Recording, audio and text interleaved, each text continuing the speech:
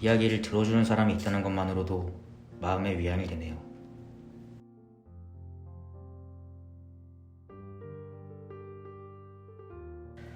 이번에도 소설을 연재할 수 없다니. 저 무슨 일이라도 있으신가요? 아니, 별일 아니오. 소주 한 병 더 주시오. 아, 손님, 저희가 이제 곧 마감 시간이라. 손님, 괜찮으세요? 잠시 정전이. 손님! 놀라게 해서 미안합니다.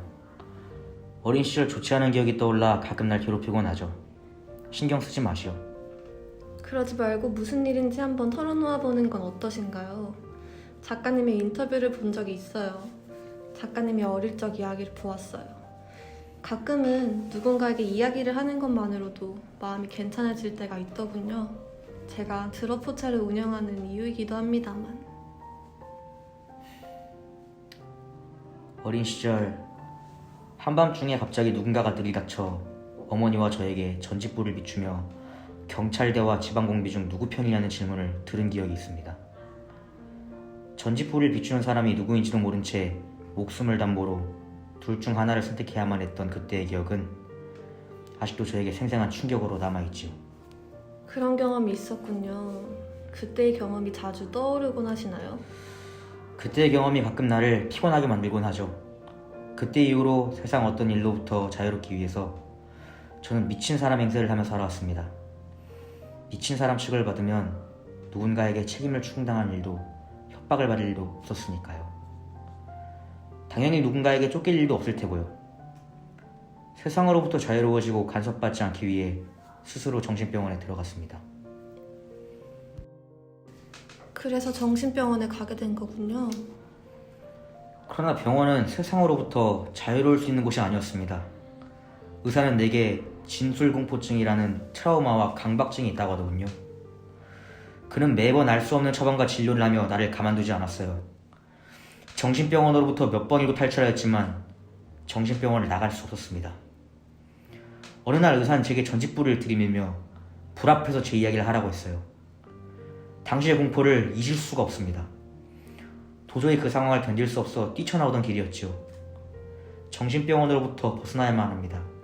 난 그저 세상으로부터 자유로워 소설을 쓰고 싶을 뿐입니다. 그저 소설을 쓸 수만 있다면 증상이 나아질 수 있을 텐데. 소설이요? 작가님의 소설을 최근엔 볼 수 없었는데. 소설을 쓰면 뭘 합니까? 세상에 나올 수 없는 글일 뿐인데. 이번 소설의 경우에도 출판사에서 또 소설을 검열해서 이번에도 소설을 연재할 수 없게 되었소. 내 글이 시대의 요구를 배반한 글이라고 하더군요. 지금까지 3편의 소설을 썼지만 모두 검열당해 세상에 나오지 못하는 글이 되었습니다. 작가로서 소설을 연재할 수 없다니 이제 나는 무엇을 할 수 있을지 모르겠소. 무어라 위로의 말을 건네야 할지. 이젠 병원도 두려워갈 곳도 없고 소설을 쓸 수도 없으니 내가 할 수 있는 일이 아무것도 없다고 느껴지기만 합니다. 모두를 내게 그들이 원하는 방향으로 강요하기만 할 뿐이죠. 나는 그저 내 삶을 살아가고자 했을 뿐인데 말입니다. 억압당하고 강요받는 삶은 내게 고통일 뿐입니다. 더 이상은 이 공포를 견디지 못할 것만 같아요. 어렸을 때나 지금이나 여전히 누군가에게 억압당하고 무언가를 강요받는 상황에 놓여 있군요. 나는 글을 써야 합니다. 소설가로서 글을 쓰지 않는 삶은 상상할 수 없습니다. 더 이상 누군가에게 간섭받지 않고 내 얘기를 말하고 싶을 뿐이죠. 이렇게 누군가에게 많은 이야기를 해본 적이 처음인 것 같습니다. 내가 글을 써야 한다고 말하고 있다니. 이 세상에서 간섭받지 않고 남들 눈에 띄고 싶지 않은 존재가 되고 싶었지만 난 여전히 글을 쓰고 내 이야기를 하고 싶다고 말하고 있다니. 처음으로 내 얘기를 하는 것이 공포스럽지 않았습니다. 누군가에게 내 이야기를 하는 것만으로도 마음의 위안이 되네요. 그렇게 말씀해 주시니까 오히려 제가 더 감사한걸요.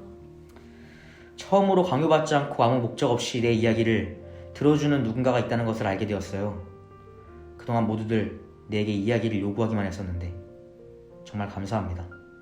다음에도 자주 들려주세요. 드롭포차는 언제나 작가님의 이야기를 들을 준비가 되어 있다는 거 잊지 마시고요. 감사합니다. 소설을 다시 써야겠어요. 조만간 또 들리겠습니다.